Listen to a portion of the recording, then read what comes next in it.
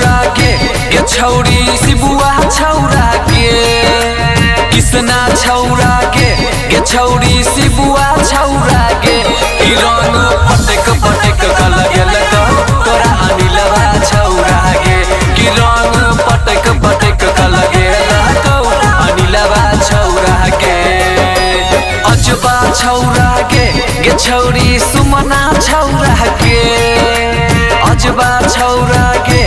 छौरी की सुमना छौरा के कि रंग पटक पटक कल गेल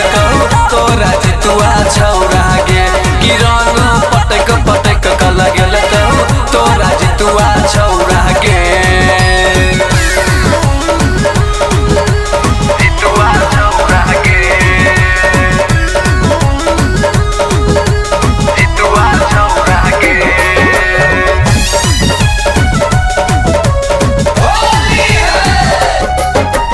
सैज सबैर का भोरे भोरे घर से लही के छौरी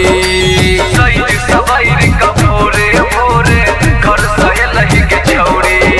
के सैज सबैर का भोरे भोरे घर से लही के छौरी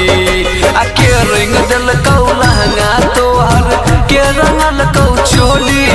आगे के रंग दिल कौ लहंगा तोहर के रंगल कौ चोली ये तोरा गाल में रंग लगेला कैला सबा छौरा गे ये तोरा गाल में रंग लगेला राहुलवा छौरा के जितुआ छौरा के जितुआ छौरा के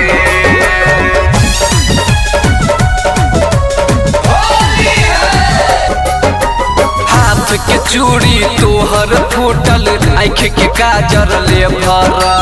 हाथ के चूड़ी तोहर फूटल आँख के काजर ले भरल के हाथ के चूड़ी तोहर फूटल आँख के काजर ले भरल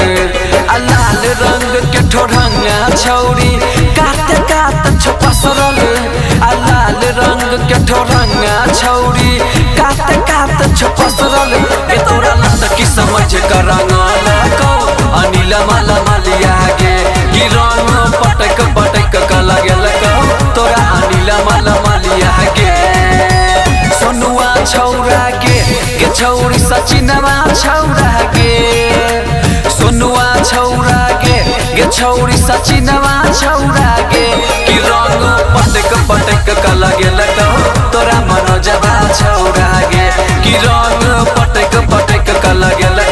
तोरा सुरेशवा छौरा के